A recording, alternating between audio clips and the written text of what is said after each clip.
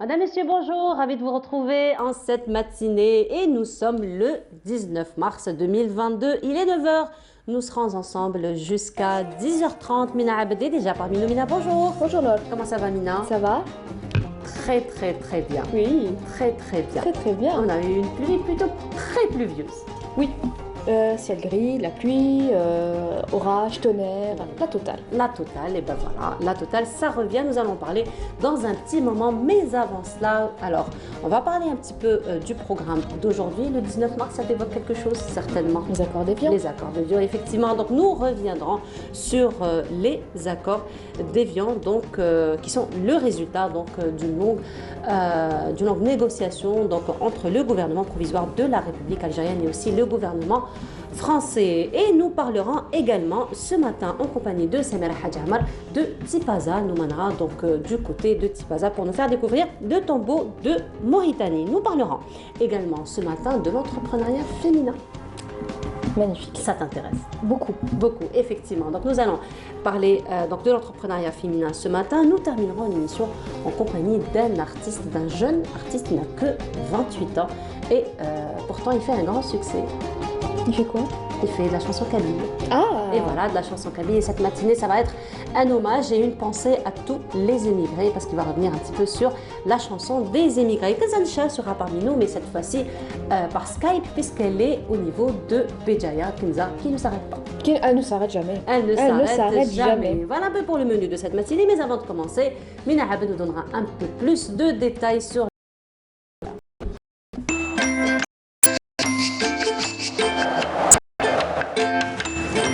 la météo vous est présentée par Mobilis. موبيليس معا نصنع المستقبل.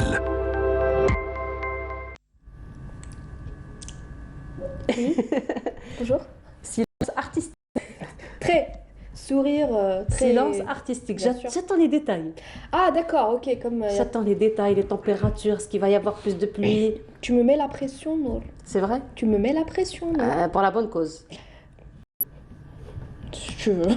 Pour la Si tu bonne veux. cause. Pour la bonne cause. Bah, les pluies, on les attend depuis un bon Non, bout on de les temps. attend. Elles sont là, elles Franchement, sont présentes. bah, d'ailleurs, c'était la première discussion de cette matinée. Hein. C'était vraiment Oui, la première les pluies d'hier. chose de laquelle nous avons parlé ce matin. Les pluies d'hier. Voilà, nous avons tous apprécié finalement même le bruit, même le son, même le Ah non, chant. non, mais moi, dès que j'entends la pluie, de la c'est pluie. bon. C'est une berceuse pour C'est moi. une berceuse. C'est une effectivement, C'est berceuse. une berceuse. Exactement. Effectivement. Alors, ça va continuer durant la journée? Oui, peut-être, c'est possible. Tout est possible. Bah, écoute, c'est pas une science exacte, non, Non, c'est pas- tu as là. raison. C'est pas Tu as une raison, science c'est pas une exacte. science exacte. Tu as raison. Tu as Tout est raison. possible. Tant qu'il y a la vie, il y a de l'espoir. Exactement. Garde espoir. Tu nous donneras un peu plus de détails? Oui, Je vais voir si je pourrais garder encore espoir ou pas. bien Allez. sûr. Allez, vas-y, tu as Toujours. plus de détails? Oui, Allez, vas-y. je vais essayer. Merci Désolée beaucoup. pour la pression matinale. Mon café de 10h30, d'accord. Voilà. En attendant. Je dis ça, je dis rien. Hein. Bonjour à tous, excellent réveil. Un taux d'humidité qui dépasse même les 70% cette fois-ci hein, sur les régions côtières. Et puis le ciel restera nuageux tout au long de cette journée avec des pluies nord. T'es contente? Il y aura de la pluie Très aujourd'hui. contente. Très, À l'ouest, très, très au centre, un peu plus marqué vers la partie est, avec de la grêle hein, vers les Aurès ainsi que sur les Oasis. Très C'est bien ça. Excellent. Excellent. Excellent. Même si c'est pas sur Alger, c'est excellent. C'est pas sur Alger, non. Mais c'est La Grèce, excellent. c'est pas sur Alger. Mais c'est excellent. Ça reste quand même sur le territoire. Ça nous permet quand même de remplir un petit peu les barrages. Oui, exactement. Voilà, Non, non, la pluie, c'est sur Alger aussi. Finalement, c'est bien de garder espoir devant. Non, non, mais c'est bien. Non, particulièrement non, pour mais c'est bien. Garde espoir, non. Garde espoir. Ah, on y arrivera. Tant qu'il y a la vie, il y a l'espoir. On y arrivera. T'inquiète.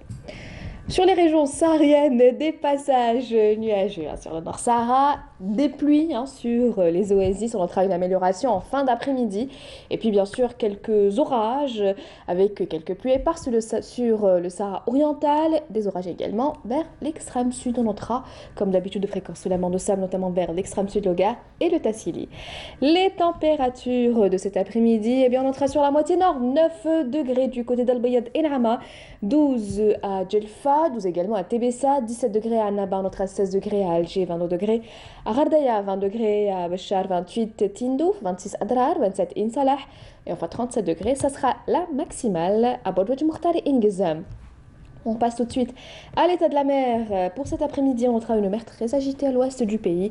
Agitée sur le centre et l'est avec des vents entre 30 et 40 km/h vers la partie ouest, entre 30 et 50 km/h à l'est du pays et enfin entre 10 et 25 km/h sur la partie centre.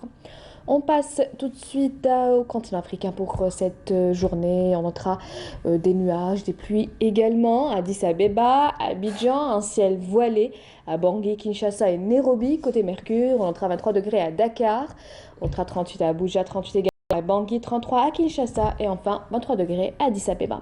Encore une fois, excellente matinée et à tout à l'heure midi.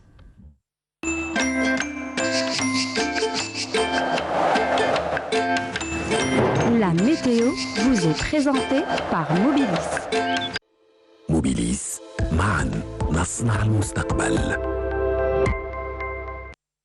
Paradoxalement, je ne me suis pas intéressée aux températures aujourd'hui. Pas du tout, bizarrement, pourquoi? Bizarrement, pourquoi? Parce que je m'attendais aux pluies. Mais il y en a. Ah ben voilà. Donc, du moment qu'il y a les pluies, les températures ne m'intéressent pas. Ah, d'accord. Oui. Parce que finalement, je m'intéressais aux températures parce que je reliais un petit peu cela, ou je liais un petit peu cela aux pluies. Donc maintenant qu'il y a la pluie, il y a de la les pluie, températures... on est assez gâtés. J'espère que ça va continuer encore un petit peu. On l'espère, on l'espère. Merci beaucoup Mina. Merci Noël. Mina, on se retrouve tout à l'heure après journal télévisé du midi à 10h30 déjà à pour 10h30 le café. déjà pour le café. Je n'ai pas oublié. Voilà. Et puis midi pour plus de nouvelles, plus de détails. Oui. Et plus de après détails. 19h. Et 19h. Et plutôt après journal télévisé Voilà. du 19h.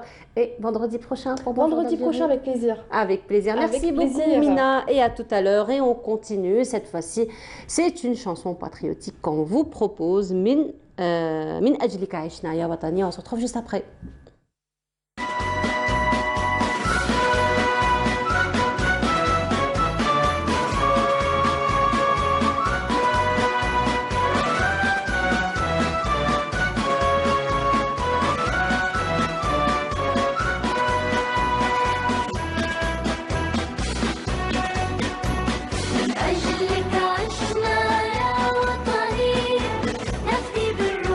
أراضينا قد كنا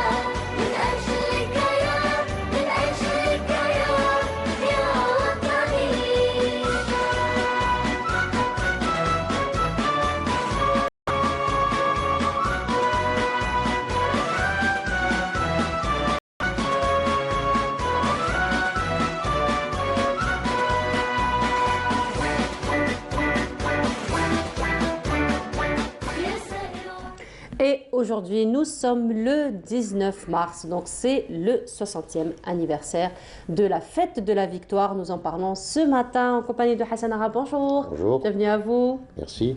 Alors aujourd'hui, la fête de la victoire, 60 ans plus tard, et pourtant la fête de la victoire, c'est, on va dire, résultat d'un long processus.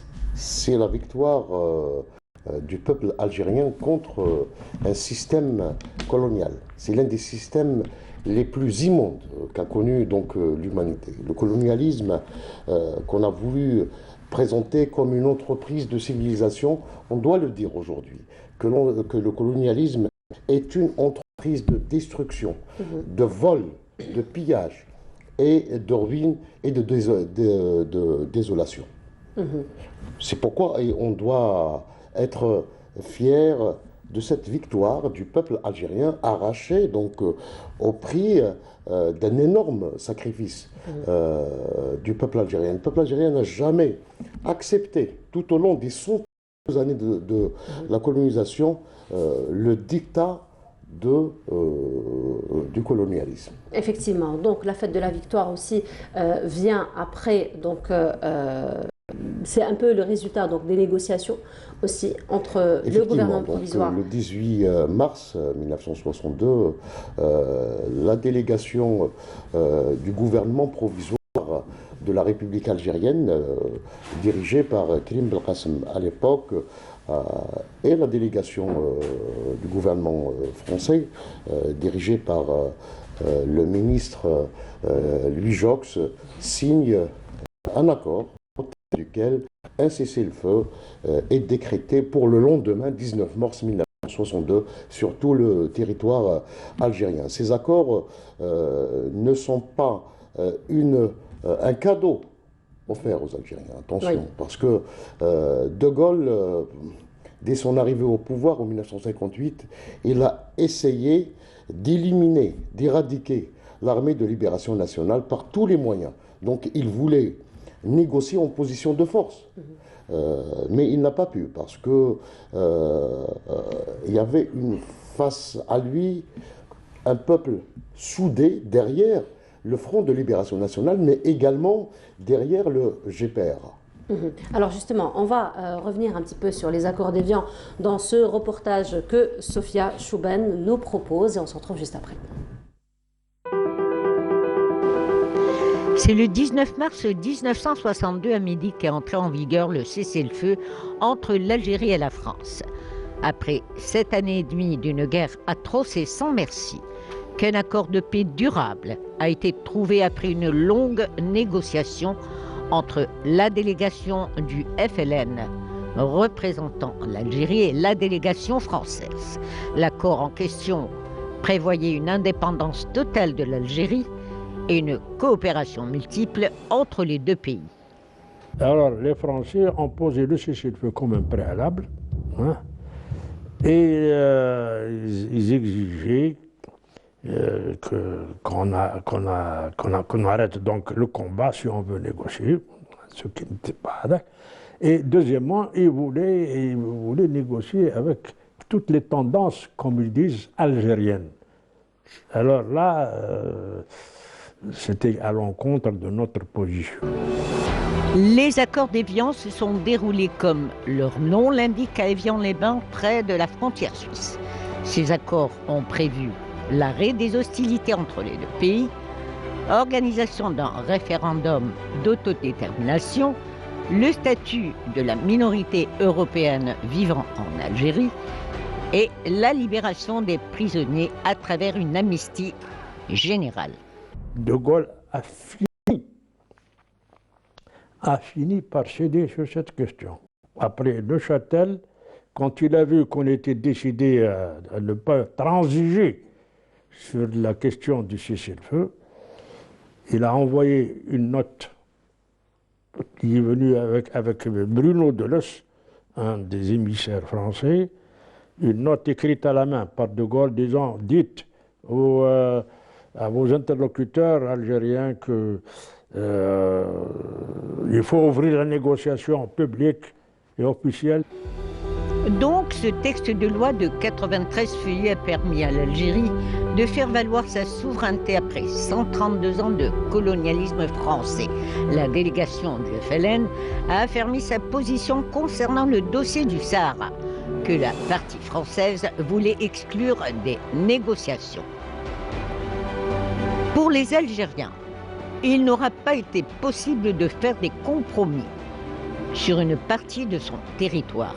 Tous les quarts d'heure, tous les 20 minutes, De Gaulle appelait Jox. Et Jox quittait la salle de réunion parce qu'il avait De Gaulle au bout du fil, lui dit: qu'est-ce que vous attendez? Il faut arriver vite, il faut finaliser, et il faut signer les accords.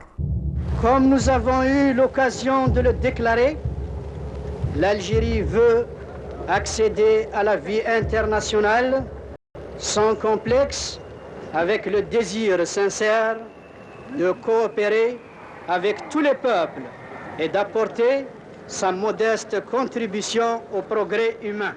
Toutefois, il faut signaler qu'après le 19 mars 1962, une flambée de violence a régné dans les grandes villes, tentant de saborder ces accords de paix. Mais sans résultat, car 3 mois après, soit le 5 juillet 1962, l'indépendance de l'Algérie a été proclamée.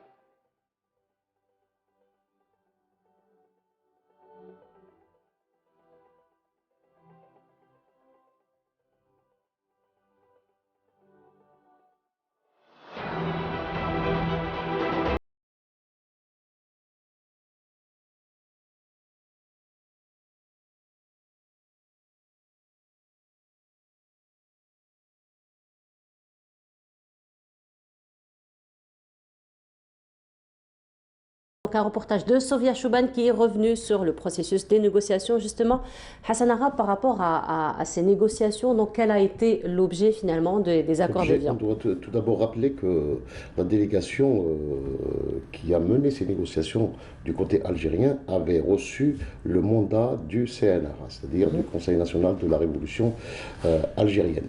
Et la principale question, c'était l'indépendance de l'Algérie, l'indépendance totale, c'est-à-dire avec intégrité du territoire, un seul peuple et souveraineté politique, économique, etc. Donc c'est ça le préalable, parce que De Gaulle à un certain moment voulait négocier une sorte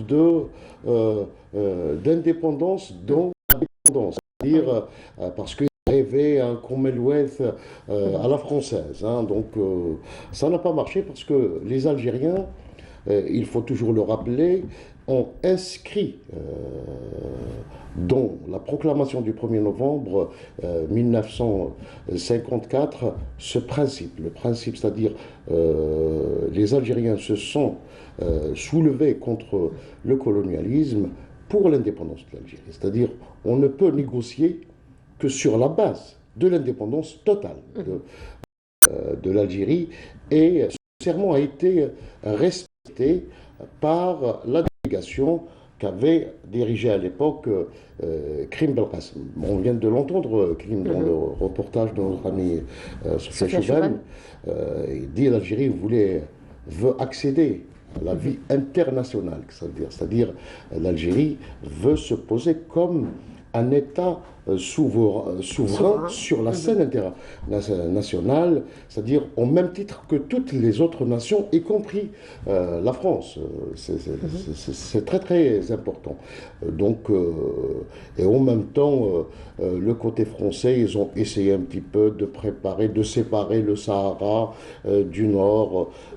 Et à chaque fois, la délégation avait réussi à déjouer ces pièges que la France voulait donc poser lors des négociations. Parce que les négociations se sont déroulées quand même sur une période assez longue, effectivement.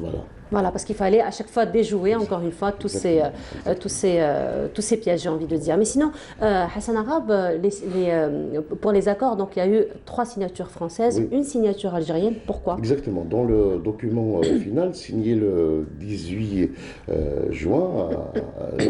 18 mars 1962 à Évian,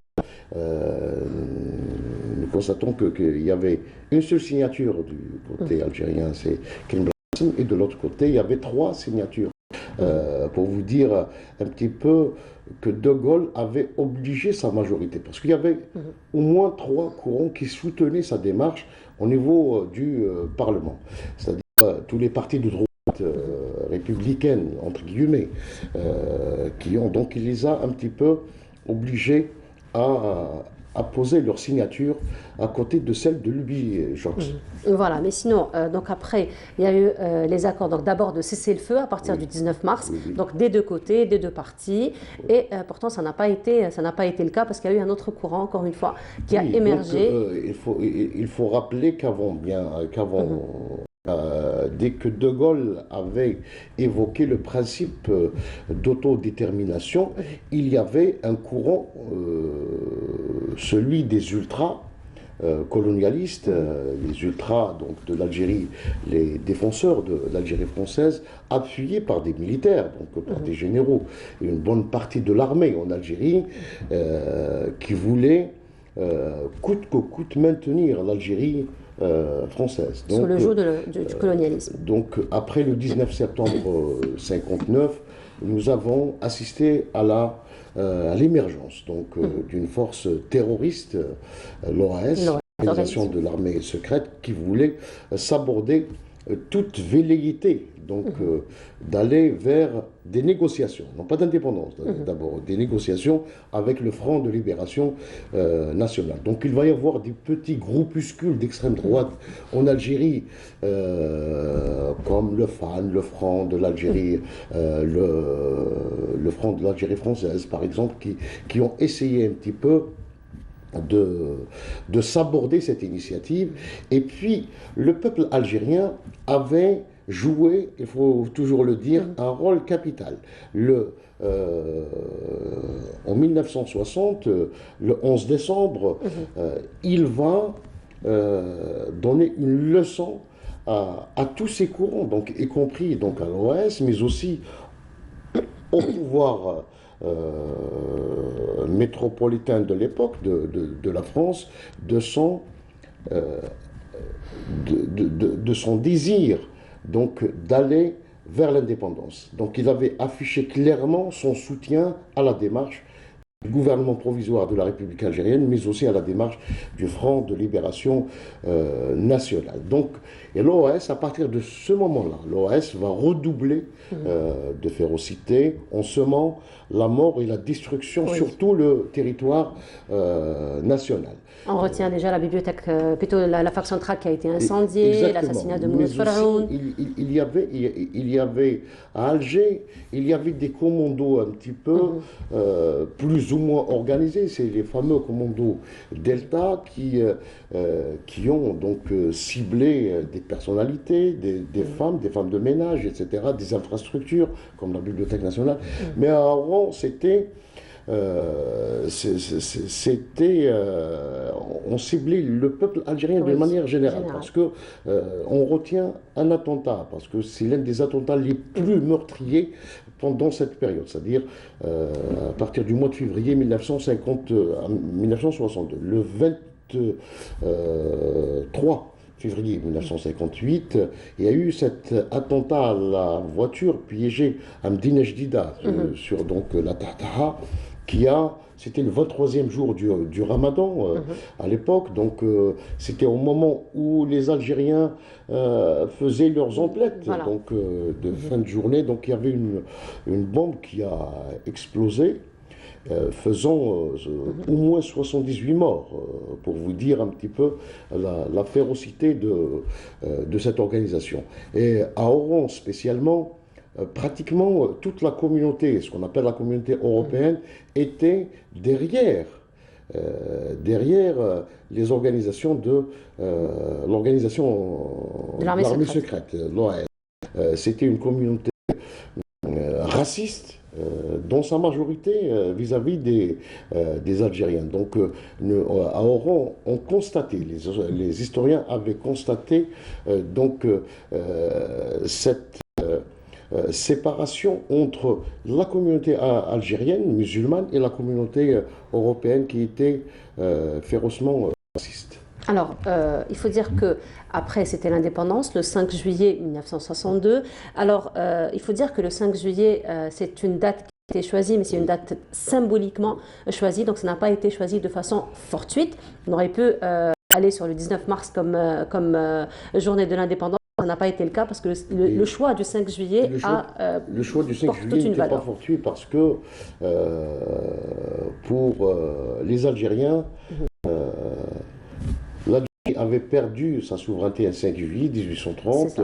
C'est pour un petit peu laver l'affront de cette perte de souveraineté, pour un petit peu marquer, effacer cette image négative. Ce traumatisme, comme l'ont écrit plusieurs écrivains, mais plusieurs historiens, parce que pour eux, le 5 juillet 1830 avait marqué plusieurs générations comme un véritable traumatisme. Donc, célébrer le recouvrement de la souveraineté le 5 juillet, c'était la meilleure manière donc, de laver l'affront. Voilà, effectivement. Alors pour revenir encore une fois à ces accords d'Évian, donc qui ont été, plutôt dont le fruit a été la fête de la victoire, donc le 19 mars, on revient un petit peu sur les grandes lignes de ces négociations. Donc il y avait tout, donc comme je l'ai dit tout à l'heure, donc la principale, parce que les Algériens n'ont pas cédé sur ça. C'est le principe de l'indépendance. Et puis, il y avait des dossiers, évidemment. Il y avait le dossier militaire, le dossier politique. Et derrière ces dossiers, il y avait des experts qui ont préparé tous les dossiers pour aller vers les négociations. Évidemment, lors des dernières, c'est-à-dire l'ultime étape de ces négociations, il y avait des couacs. Il y avait les Français voulaient par exemple maintenir une armée en France de plus de 400 000 hommes. Donc, et puis, grâce aux négociations des Algériens et grâce aux experts du MALG, notamment le ministère de l'Armement et des Légations Générales, ils ont dit qu'on ne peut pas accepter donc un tel détachement militaire en Algérie. Donc on a ramené ça à 80 000 hommes, c'est-à-dire au même nombre de militaires qu'il y avait avant 1954. Donc, et c'était pour 3 ans. Donc le FLN, plutôt la délégation algérienne, avait réussi à avoir un accord que ces 80 000 hommes allaient quitter progressivement tout le territoire national en 3 années. Et puis vous avez également, par exemple, la base, pour rester sur l'aspect militaire, la base de Mars-Likbir. Les Français voulaient un bail de 99 ans, mais les Algériens, après négociation, ont ramené, donc après plusieurs, évidemment. D'ailleurs, c'était selon Rida Madek, c'était le dernier dossier qui a été traité. On ramenait ça à 15 ans, et puis nous savons qu'en 1967, l'armée française avait quitté cette base. Sur le plan économique, l'un des dossiers les plus importants, c'était le dossier pétrole. Les Algériens avaient bien préparé ce dossier grâce au concours des amis de l'Algérie, mais aussi grâce au concours d'un Algérien qui travaillait au gouvernement général à l'époque, Salah Bouakwir, par l'entremise d'un militant du MALG, qui était Mahfouz Qaddash, parce que Mahfouz Qaddash, on lui a demandé de garder son boulot au sein du gouvernement général, et il avait servi donc de contact à Salah Bouakwir, qui était responsable de l'énergie donc dans ce gouvernement général. Et en 1959, je pense, il avait rencontré Farhat Abbas à New Delhi. C'était un contact très secret. Et il s'est engagé à remettre pratiquement toutes les informations concernant les exploitations du pétrole dans le sud algérien.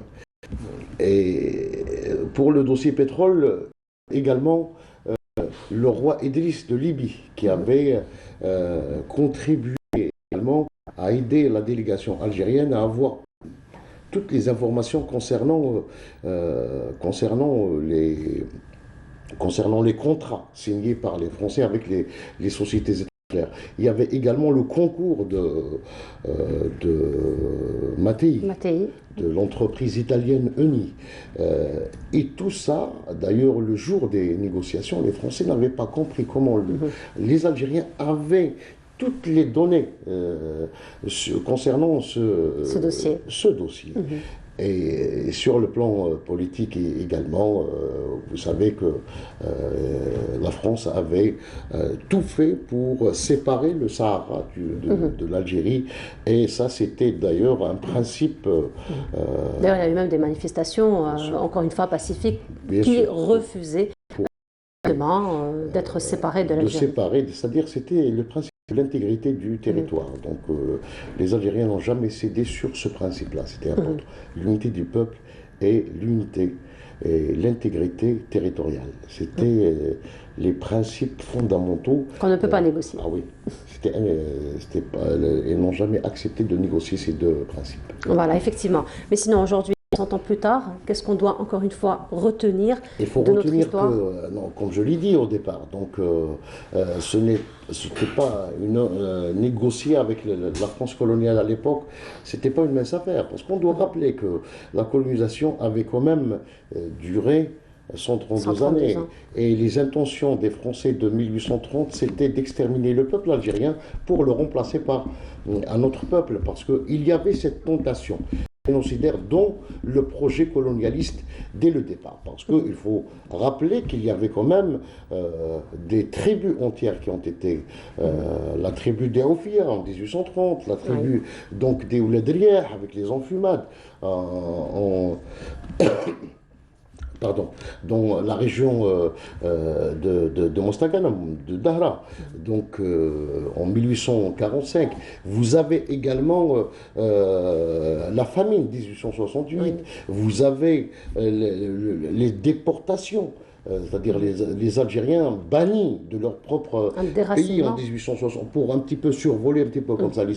Vous avez également le massacre de 1945. Donc, il faut rappeler que la présence française en Algérie... Et ça, ce ne sont que les grandes stations de l'histoire. Parce qu'il y avait quotidiennement des exactions. Je vous ai dit ce qui explique ça. Parce que la spécificité de la colonisation française en Algérie, c'est que c'était une colonisation de peuplement. L'Algérie était considérée comme une colonie de peuplement. Donc, on ramène le peuple pour... sur un territoire déclaré par les forces françaises comme un territoire ouvert. C'était De Gaulle, il disait, c'était une poussière de tribus.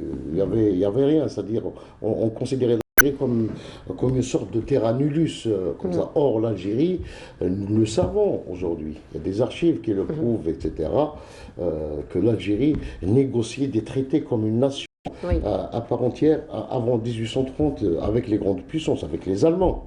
On peut lire la presse de 1830 où on retrouve Algérie, Staat, c'est-à-dire l'État algérien. Et puis on peut lire la presse anglaise, on retrouve également les accords qui parlent d'accords entre l'État algérien et les Anglais. Il y avait également des accords avec les États-Unis. Donc on doit toujours rappeler aux Français que l'Algérie n'était pas une terre ouverte, mais c'était une terre des Algériens, occupée par des Algériens, où il y avait une cohésion sociale de l'Est à l'ouest et du nord au sud. Et sur le plan social, on peut le prouver. Vous n'avez qu'à voir. Social, économique, le plan aussi scientifique. Aujourd'hui, on parle à l'université du système LMD, c'est-à-dire un petit peu, il y a un système, on avait ce système donc avant 1830, parce qu'il y avait les écoles coraniques, les Zaouïas. Et puis, il y avait les Algériens de Béjaïa, qui faisaient donc leurs études à Touet, donc à Adrar. Il y avait des gens d'Adrar, Touet, c'est des Touetis, il est Oui. de Béjaïa originaire. Donc, et puis il y avait des gens d'Adrar qu'on retrouve à Tlemcen, et des gens de Tlemcen qu'on retrouve à Seddour, par exemple. Ça, c'est une réalité sociologique et historique. Ah ben voilà.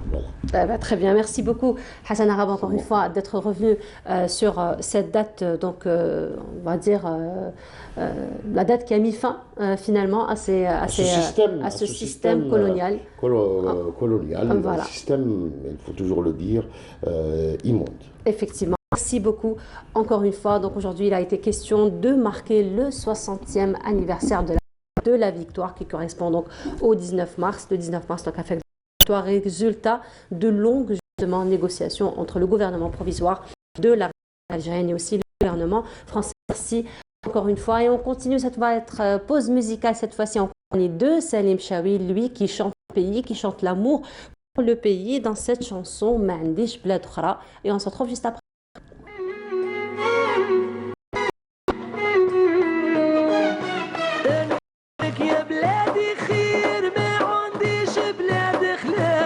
نقدر عليه ندير نعادك علاش تخاف يا حبك يا بلادي خير ما عنديش بلاد خلاف نقدر عليه ندير نعادك علاش تخاف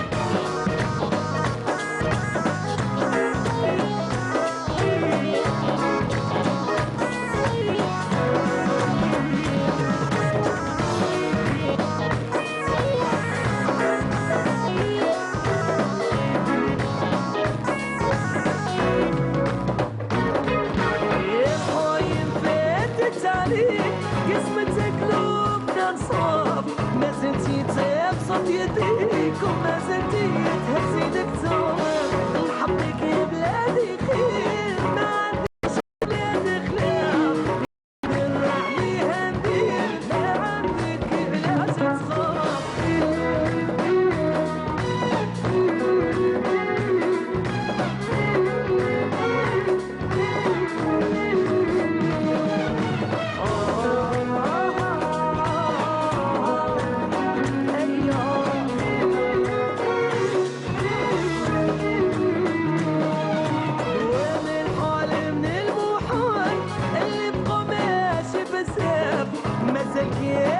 رجال مشينا على سيرة الأسلام حبك يا بلادي خير ما عنديش بلاد خلاف لما قدرنا عليه ندير نعادك علاش تخاف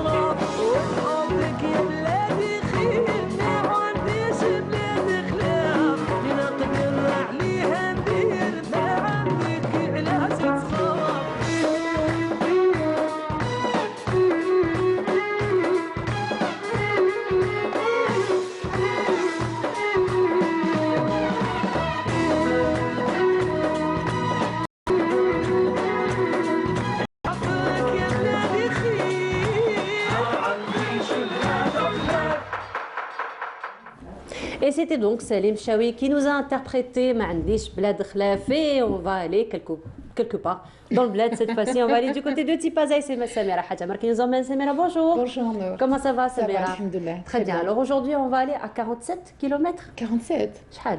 Non, un peu plus. Un peu plus. C'est même pas 47 de chez toi, d'abord. C'est même pas 40. Non, de chez moi, c'est 42. Je sais pas, je crois que c'est à 60 km à peu près. 60, d'accord. Ou un peu moins. À 42, c'est de chez moi. On va dans la wilaya de Tipaza. On va dans Tipaza pour découvrir justement un tombeau qui nous cache bien des secrets. Alors comment tu l'appelles toi, un tombeau? Alors moi, je l'appelle comme tout bon Algérien, tout bon Algérien, tombeau de la chrétienne. Et parce moi que qui te pose des questions. Apparemment, on va aujourd'hui. Pourquoi? Je ne saurais pas pourquoi on l'appelle tombeau de la chrétienne. Il est vrai que nous avons grandi avec cette appellation qui a été, on le sait, une appellation plutôt erronée parce que c'est pas le cas. Elle est fausse, effectivement. Le tombeau de la chrétienne. Mais on continue comme ça. Parce que c'est une fonction en fait qui date de l'époque coloniale, l'époque française coloniale. Ce qu'on voit, c'est donc le mausolée royal.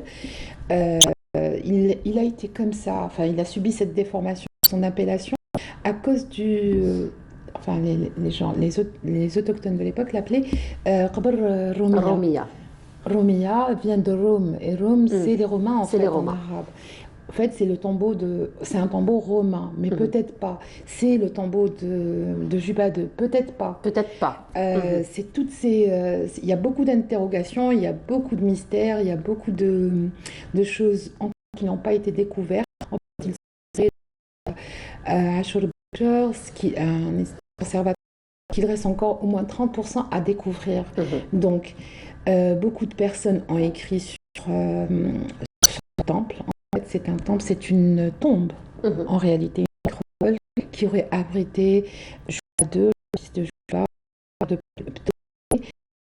le roi à l'époque, enfin au 25e notre ère, 25 avant notre ère.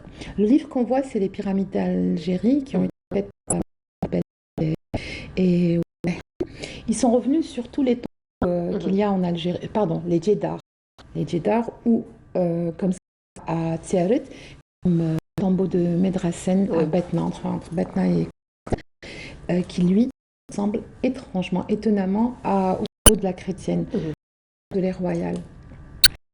Le premier qui a effectué les fouilles, c'est Adrien Berbaker. Et le premier, le premier tombeau de la chrétienne. Exactement, c'est lui qui a fait la première fouille. C'était en 1856, enfin 55-56. Il y est allé et il a juste fait. À l'époque, il y avait 5000 francs. Ils avaient réussi à avoir un budget de 5000 francs pour essayer de travailler dessus. Donc il a fait une description, on va dire presque sommaire de sa taille, sa hauteur. Il est sur 800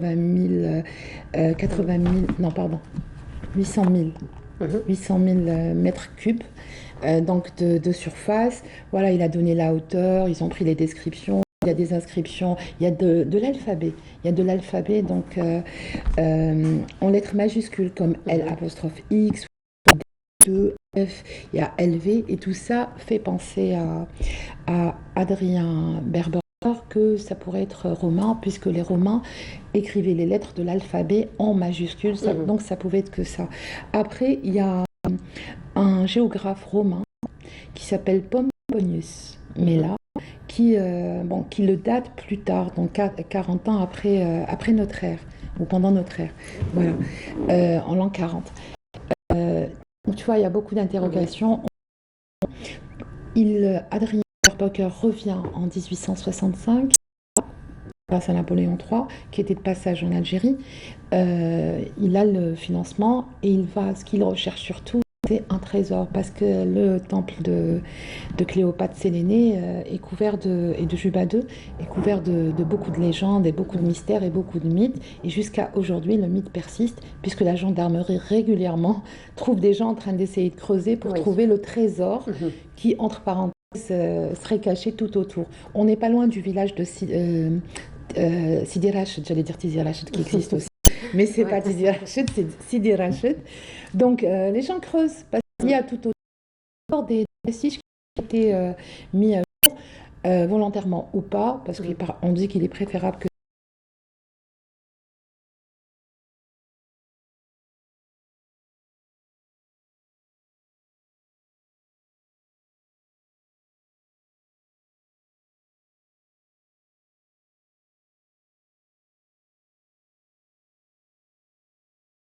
fausses portes, sauf une. En fait, 3 sont fausses et une mène vers une excavation, un soubassement où il y aurait eu, on ne sait pas si c'est vrai ou pas, ou peut-être que ça a été pillé, des sarcophages. Le sarcophage de donc Sélénée Cléopâtre, la fille de Marc-Antoine et de Cléopâtre d'Égypte, et Juba II. Peut-être que ça a été volé, peut-être pas, mais ça ressemble. Qu'est-ce qu'on a trouvé dans ce soubassement? On a trouvé un linteau où il y a la tête d'un lion et d'une lionne. C'est ça qui pourrait indiquer que c'était le roi ou la reine donc, de Numidie. Ou de Numidie, oui. Voilà. Et donc, ce qui se passe, c'est que la vache, elle va attirer donc, la curiosité du berger. Le berger va y aller pendant très longtemps, il va observer le comportement de la vache noire et il va découvrir, en fait, il va rentrer dans le tombeau, il va trouver plein d'or, des pièces d'or, des perles, tout ça, et il va devenir très riche.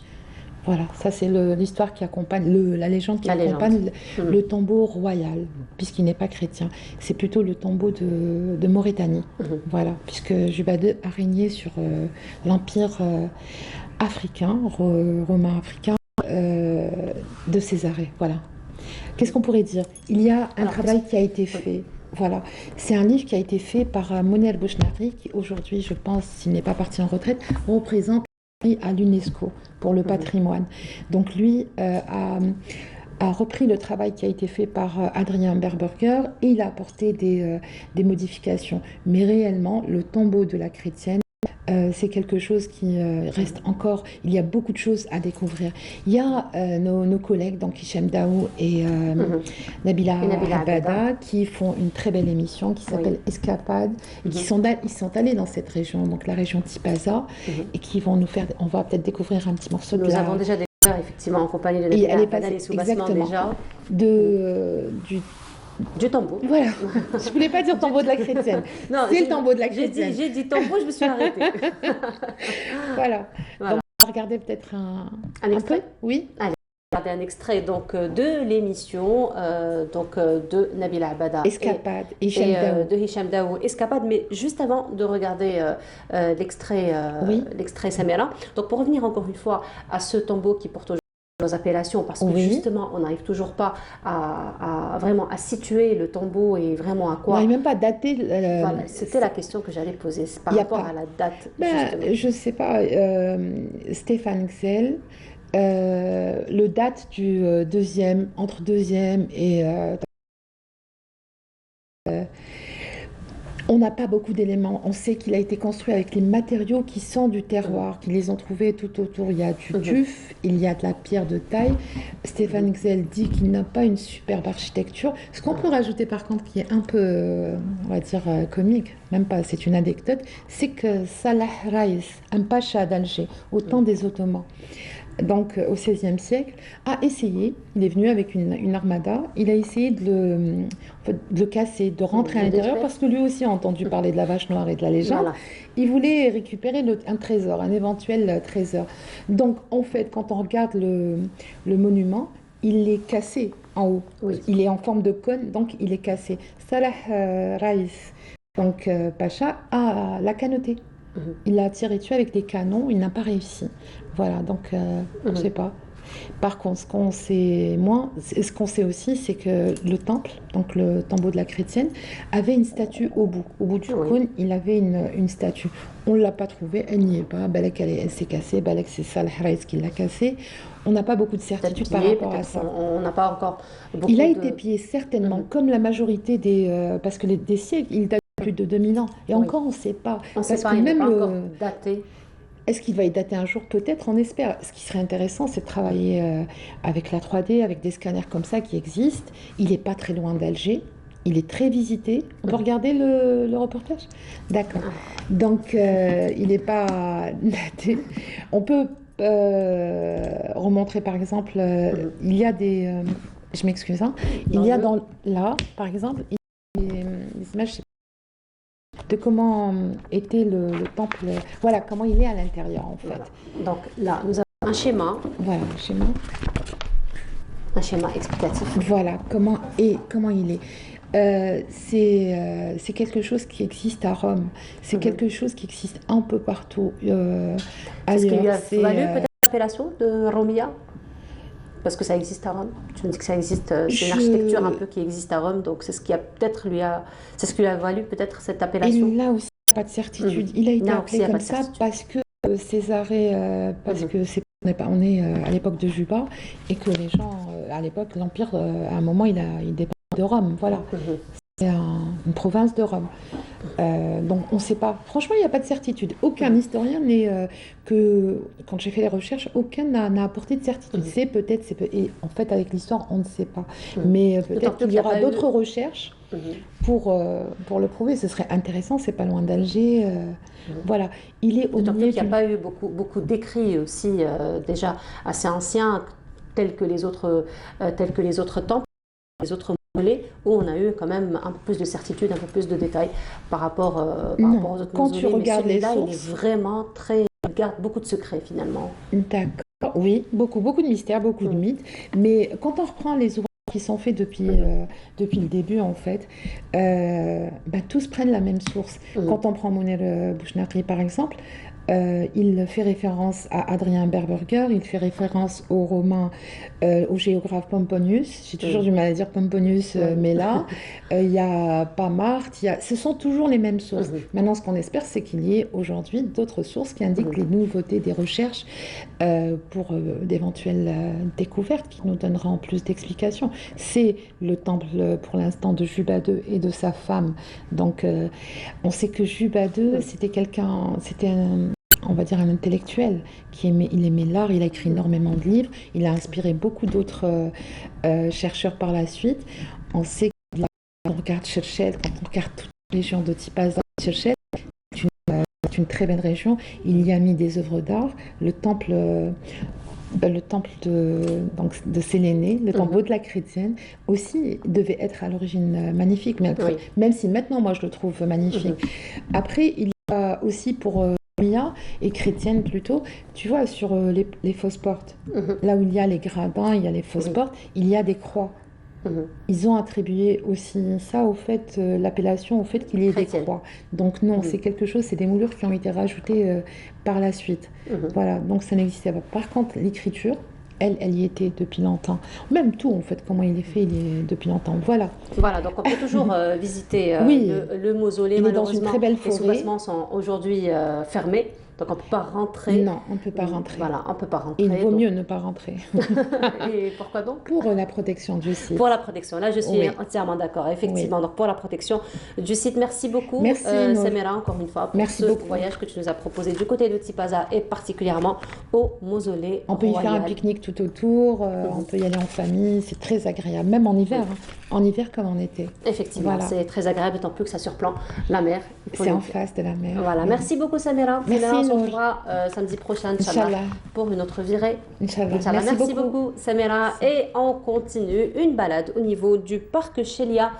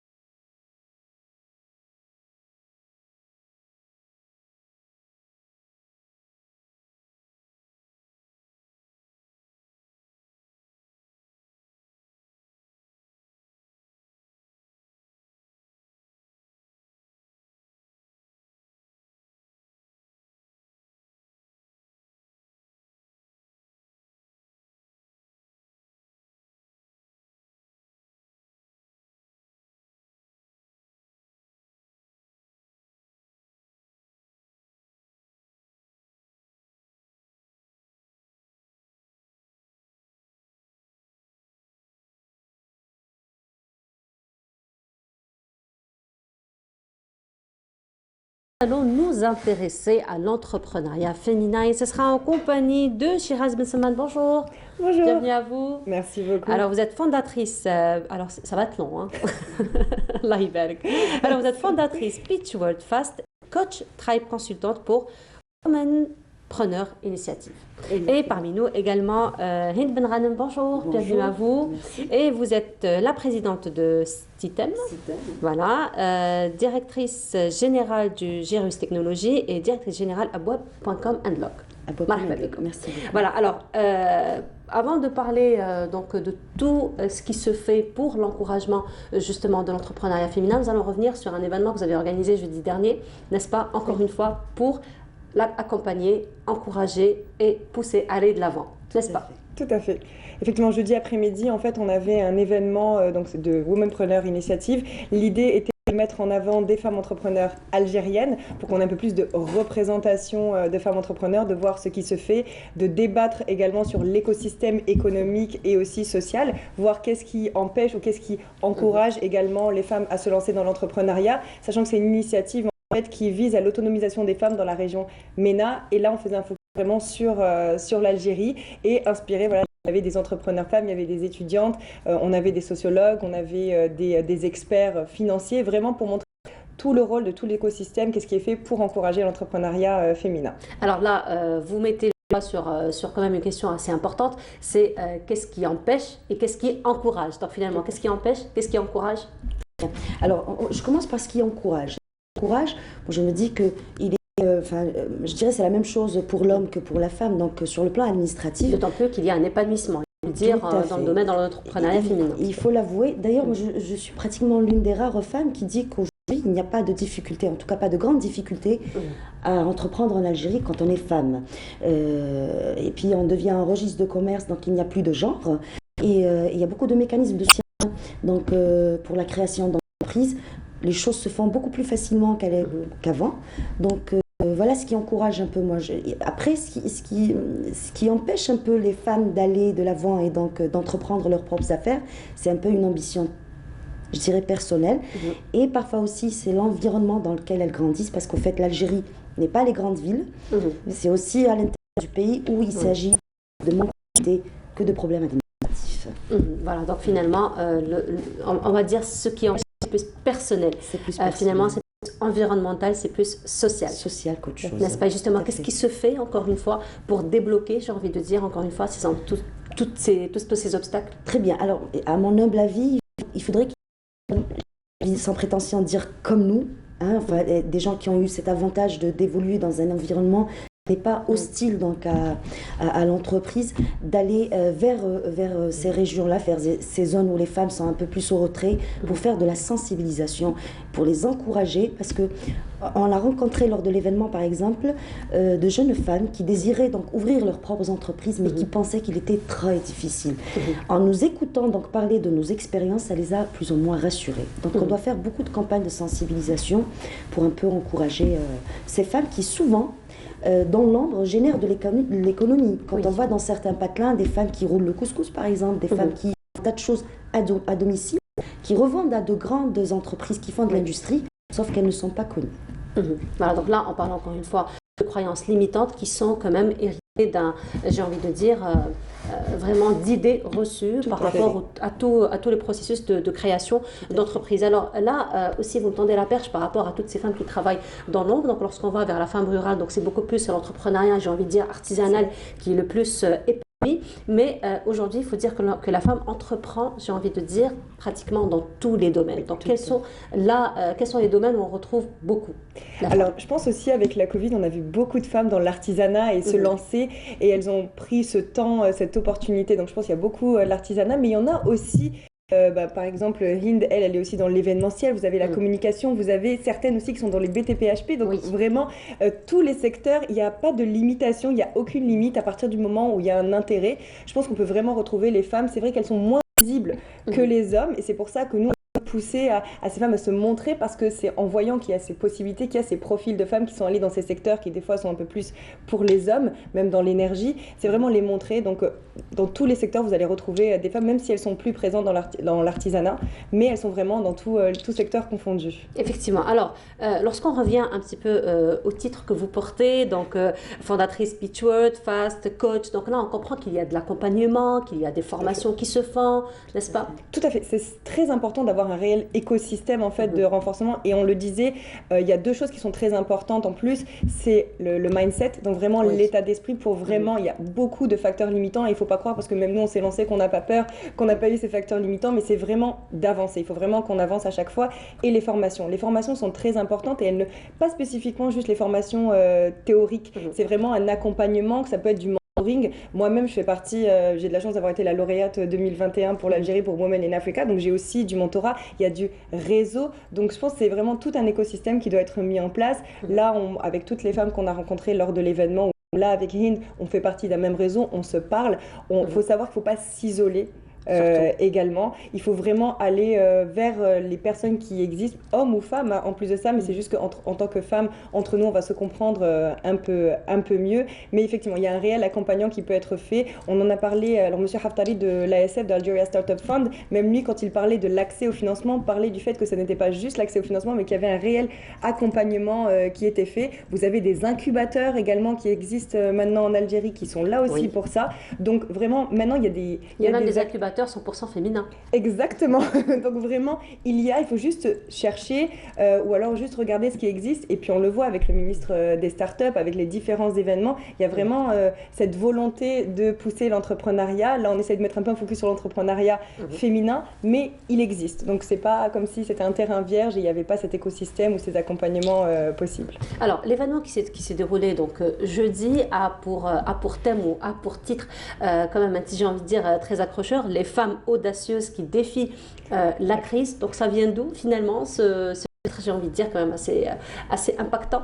Alors, c'était vraiment ça avec la Covid, et voir comment on a pivoté. Si je prends mon exemple, une des choses que je faisais, qui était mon corps de métier avec Beachworld Fast, c'était des tables rondes pour le ministère de la Santé en Algérie, où j'aidais à améliorer l'écosystème de la santé. Avec la Covid, bien sûr, impossible de faire ça, et il fallait voir comment continuer à avoir de l'impact. Et du coup, c'est comme ça que j'ai créé les webinaires africains. Donc maintenant, tous les mois, donc j'ai créé cette plateforme où avec toutes les autorités africaines, on se rencontre, on parle de comment améliorer les systèmes de santé et économique à travers l'Afrique. Donc je pense que c'est vraiment ça, c'était voir comment cette crise nous a poussées toutes, et c'est comme ça, comme je disais tout à l'heure, on a vu des femmes qui se sont lancées du coup dans l'entrepreneuriat. C'est comment est-ce qu'on a réussi à prendre cette crise en réelle opportunité et à créer de nouveau de la valeur. Donc c'est vraiment dans ce sens-là. Vous avez eu la même expérience? Pratiquement la même chose, parce que au départ, moi je suis dans le conseil Est logistique, donc c'est un domaine qui, j'ai envie de dire, complètement dédié à l'homme. Donc je rassemble lors du symposium CITEM que je préside une assemblée de pratiquement 400 personnes, et 90% ce sont des hommes. Cependant, j'ai eu la chance de rencontrer des femmes exceptionnelles qui, et moi,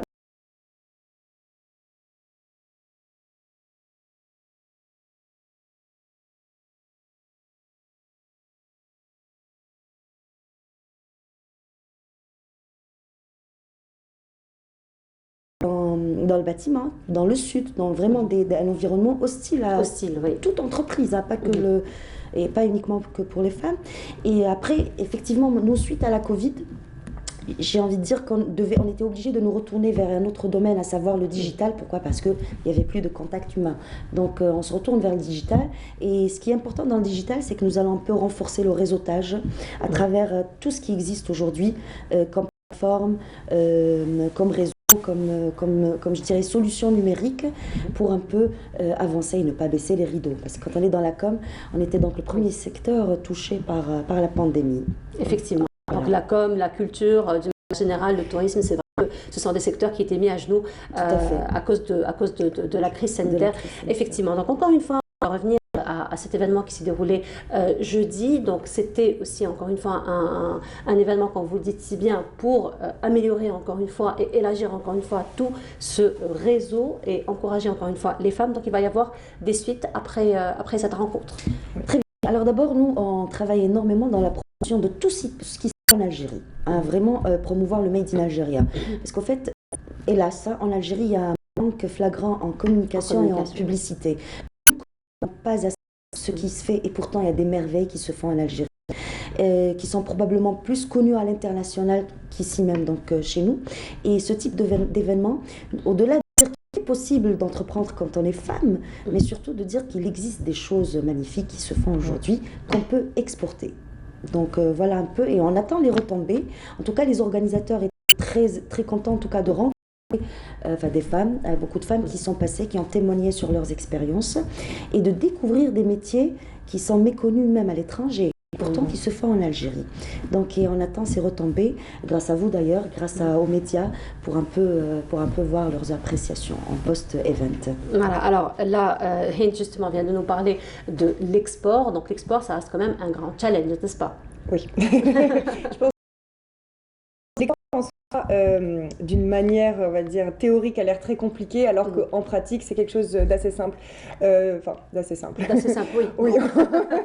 Il y a quand même des exigences, des exigences internationales. Tout à fait, tout à fait. Je le vois, alors, de nouveau, une des choses que je fais avec Pitch World Fast, c'est que j'accompagne en fait mes clients à aller à l'export. J'ai eu l'avantage de travailler dans plus de 12 pays, et même là, la semaine prochaine, je un client en Uruguay parce qu'on a un producteur local algérien qui exporte en Uruguay. Ça ne c'est pas mais on a des acteurs qui le font. Mais je pense, première chose, toutes les parties administratives, on le sait très bien, si on est sur des produits, après sur le service, c'est un peu plus compliqué parce qu'on est encore dans une société où on aime le tangible. Mais c'est pareil, c'est une éducation à avoir. On les voit, les personnes commencent vraiment à comprendre. Mais après, une fois passer un petit peu ces barrières, gérer, une fois qu'on arrive sur le terrain, c'est vraiment du cas pratique. Je pense que c'est vraiment important pour les entreprises comme la même, on a vraiment de la valeur, on a des produits exceptionnels, des services exceptionnels, des personnes qui font vraiment beaucoup de choses, et c'est à nous, c'est notre rôle, pas attendre l'État.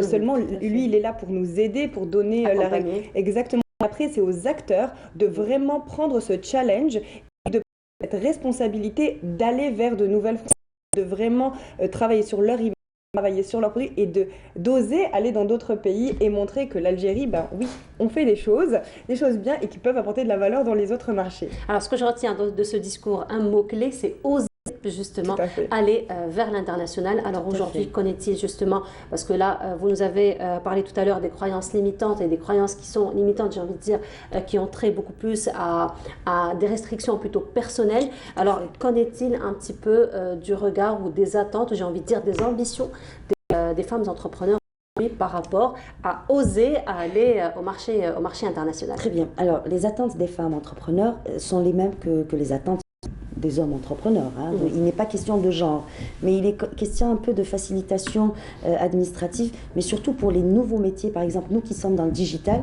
il va falloir qu'ils soient formés. Certaines institutions comme les registres de commerce, les organismes tels que Andy et autres, qui comprennent un peu ce qu'est le métier de la numérisation, parce que parfois dans la nomenclature, certaines listes qui ne contiennent pas nos activités, qui ne comprennent pas un peu de quoi il s'agit. Comme tu l'as très bien dit, Shiraz, ils veulent tout ce qui est palpable, alors que nous, on ne peut pas expliquer certains services que nous achetons, le cloud, toutes ces choses-là, il va falloir les former. Nous, par exemple, ma boîte est ouverte pour toute personne qui travaille dans un organisme donc de l'État au service de l'entrepreneuriat. Ils sont les bienvenus chez nous pour les former à titre gracieux sur ces nouveaux métiers. Et voilà ce qu'on recherche, nous, de la compréhension de la part de certains décideurs par rapport à ce que nous réalisons aujourd'hui. Alors, est-ce qu'on peut dire que suite à la Covid, je n'ai pas envie de dire grâce à la Covid, parce que quand même, on a eu, j'ai envie de dire quand même, presque 3 années un petit peu cauchemardesques, hein, mais est-ce qu'on peut dire que suite à la Covid, il y a quand même, j'ai envie de dire, conciliation avec le monde numérique, avec le monde technologique, parce qu'à un moment donné, on n'avait plus le choix, et il fallait finalement franchir le pas. Vous savez, on le remarque, nos parents qui sont de l'ancienne génération, la génération de la et du aujourd'hui, on les voit faire beaucoup de transactions en ligne. C'est rassurant de voir maman et d'autres donc parents qui achètent en ligne, qui font. Ça va, ils ne sont pas très déçus. Non, aujourd'hui, non, ça facilite beaucoup de choses. D'ailleurs, qu'ils deviennent feignants par rapport à cela, parce que maintenant tout se fait livrer à domicile. Donc effectivement, suite On a tendance à dire grâce à la Covid, mais suite à la Covid, nous avons changé la mentalité. Et nous sommes automatiquement retournés vers de nouvelles solutions. Et c'est un instinct de survie. Maintenant, tant mieux, pourquoi assez flagrant. Assez flagrant par rapport au monde du digital, qu'aujourd'hui on ne peut plus se permettre parce que tout devient obsolète très rapidement. Quand ce qui se fait à l'international, parfois on a envie de dire qu'on est à des années-lumière en retard, mais grâce justement à cette quand on s'est spécialisé dans le numérique, on s'est rendu compte qu'au fait, on fait la même chose qu'ailleurs. Donc, encore une fois, oser, c'est faisable. Et voilà, nous sommes parvenus à mettre sur le marché. Aujourd'hui, j'ai une solution digitale dans Caropti, une application qui est dédiée à l'entretien du véhicule. Via ce qui se fait à l'international, je pense que c'est une solution qui n'existe qu'en Algérie. Donc, voilà, oser. Tout simplement. Tout simplement. Voilà, tout est résumé sur un seul mot, oser. Alors je reviens à vous, Shiraz. Donc finalement, on va dire cette conciliation ou le fait qu'on ait franchi le pas vers le monde du digital, ça vous a raccourci un petit peu le chemin, ça vous a raccourci, j'ai envie de dire, économiser plutôt des efforts pour pouvoir encore une fois impacter, convaincre et accompagner à l'investissement à 10 000 %. Je pense que s'il n'y avait pas eu parce que comme disait Hind, on a mis à part les particuliers qui sont allés vers le digital. Moi, je le vois, comme j'expliquais, tous les mois, on a des webinaires africains.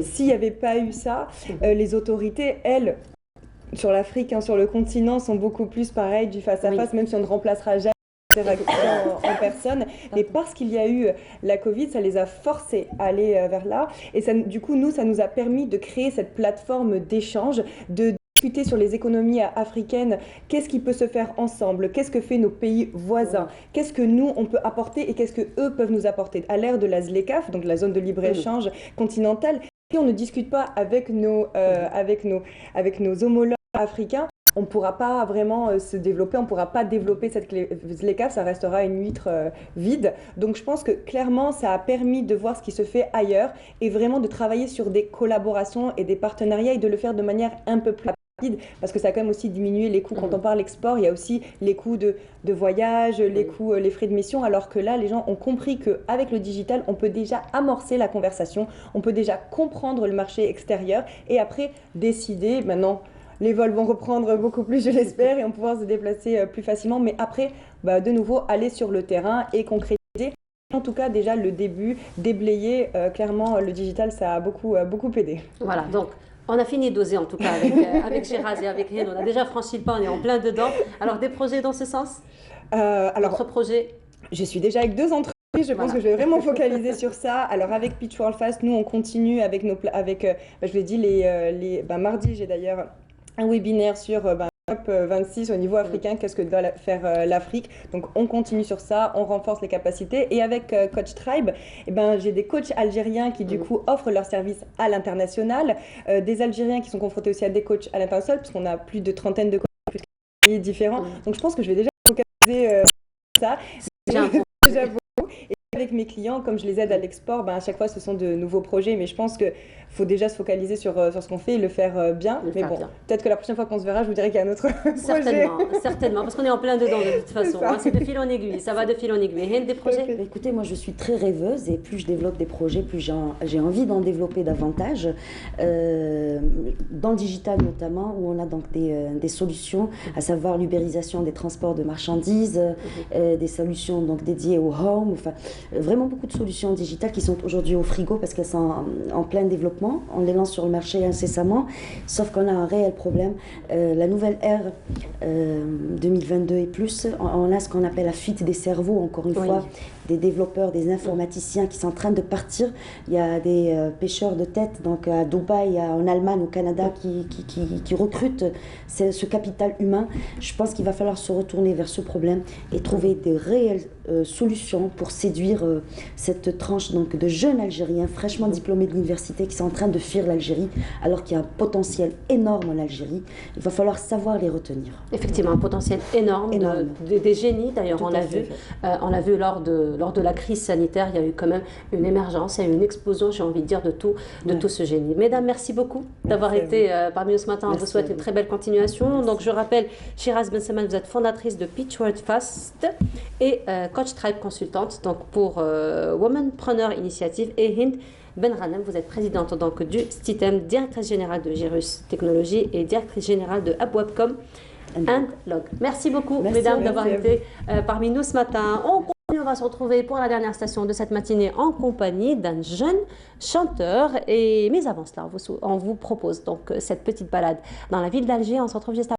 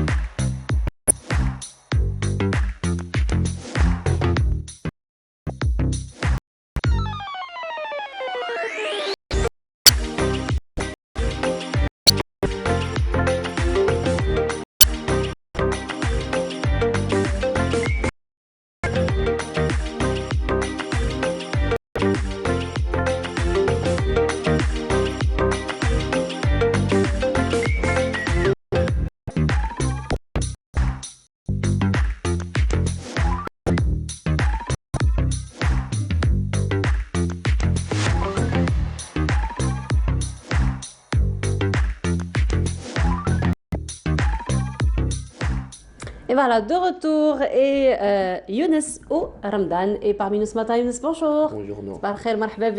Ça va, Younes? Ça va, et toi? Alors, Younes, merci beaucoup. Il faut dire que Younes était en gala hier à Athénée et il est à l'heure aujourd'hui. Merci. Alors, Younes, vous êtes artiste, chanteur. Voilà. La chanson kabyle particulièrement. Voilà. Alors, qu'est-ce que tu as le monde de la musique? Au début, depuis mon jeune âge, j'étais le village تاعنا et tout, j'étais avec mon grand frère اللي بديت يعني اللي était musicien كان يديني معاه العراس famille d'artistes. فوالا je suis famille d'artistes وبديت نروح مع العراس et tout سلا بدينا دار le parcours. Donc c'est dans la chanson kabyle beaucoup plus que vous évoluez. Voilà, exactement, chanson kabyle. Alors chanson kabyle, donc بديت في العراس, c'est ça? في العراس, voilà. في العراس. À un moment donné, on se dit bon, هذاك الحق الوقت. C'est bon باش ندخلوا une carrière. Et ça a commencé l'été dernier. L'été dernier, voilà. J'ai fait un premier single. اللي خرج l'été dernier. تخدعت, voilà. تخدعت, احكي لنا هذه تاع الحكايه. C'est une histoire. Voilà, un garçon qui aime deux femmes à la fois. Deux femmes à la fois. Donc finalement شكون اللي خدع نعم. Finalement انت اللي خدع. الناس هما خدعوني بصح انا parce que quand on dit تخدعت on comprend que هما خدعوا mais finalement انت اللي خدع.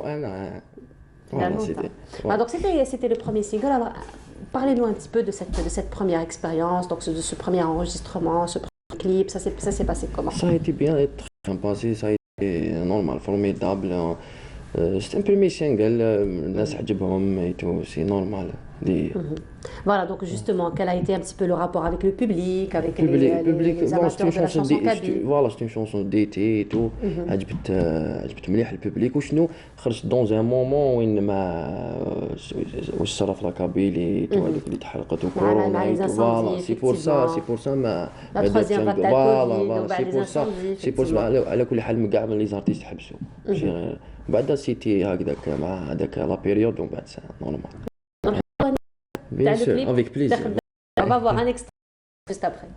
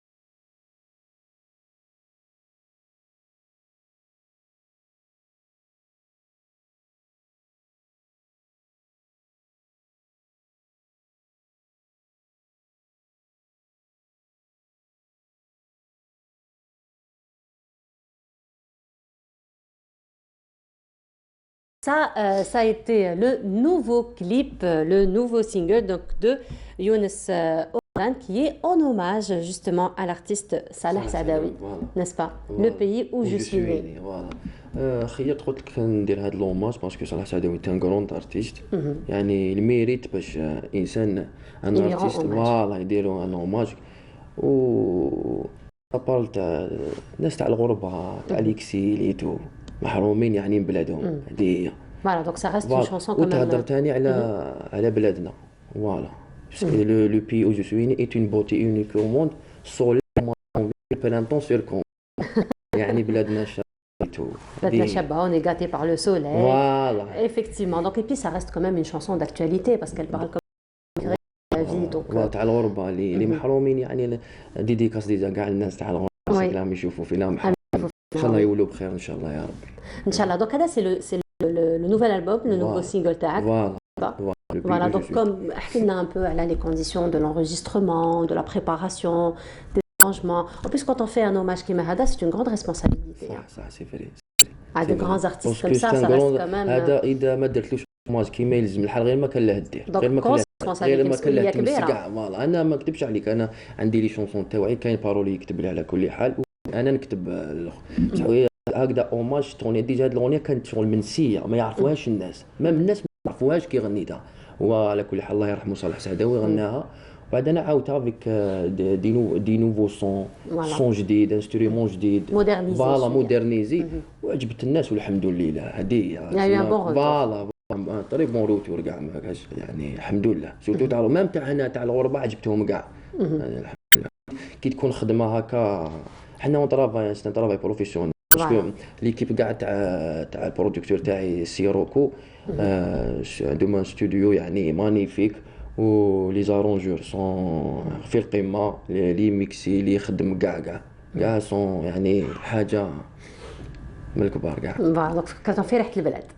بيان سور ريحه البلاد بلادنا تبقى بلادنا مالغري حنا يجي نهار وين نروحوا من هاد البلاد بصح نولوا كلنا لا هذه effectivement mais sinon يونس دونك قلت لنا بلي عندك لي بارولي تاعك انت ثاني تكتب لي شونسون تاعك جوست هاد سمحي لي نور جوست هاد الاغنيه اللي درتها اوماج الاخرين لي شونسون كاع تاوعي كيما ديك تاع خدات ولي شونسون اللي ديجا جايين مور رمضان يخرجوا مور رمضان هذوك سي دي شونسون كاع تاوعي فوالا alors justement les chansons تاعك justement ça va j'ai envie de dire sur quel thème sur quel sujet social انا نغني واش نعيش تو دابور نغني واش نعيش واش نحس هذه هي ونغني ثاني واش الناس يعيشوا باسكو انا نغني واش نحس هذه هي وهذا هو الفنان هذه يغني واش يحس ويحسوا لي جان فوالا باسكو الفنان لازم يحس بروحه ويحس بالناس ثاني بالناس فوالا يغني على الزوالي يغني على لي بروبليم سوسيو باش واحد خلاتو مرته واحد قتل واحد كذا هذه هي الفنان هذا هو يحس بالاخرين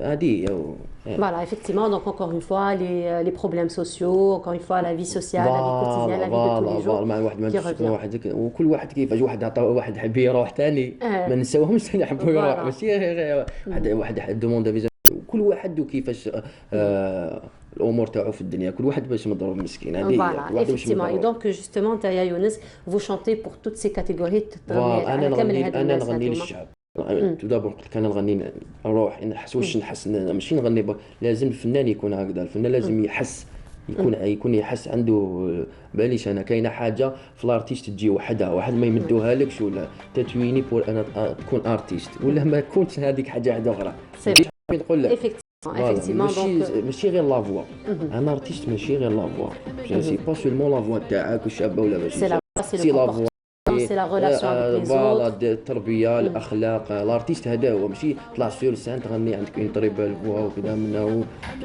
ستان تو الارتيست فوالا سي ان تو يبقى حنا نقولوا لك continuation ان شاء الله il y aura d'autres albums et d'autres succès n'est-ce pas Younes et puis مرحبا بك à tout moment لعندنا ما خليوكش تستنى بزاف c'est promis merci beaucoup Younes et très belle continuation et on termine donc on arrive à la fin de notre émission merci beaucoup de nous avoir suivis vous retrouverez Aboul Maali demain inchallah à partir de 8h on se quitte donc sur la chanson de Younes Tartat c'est ça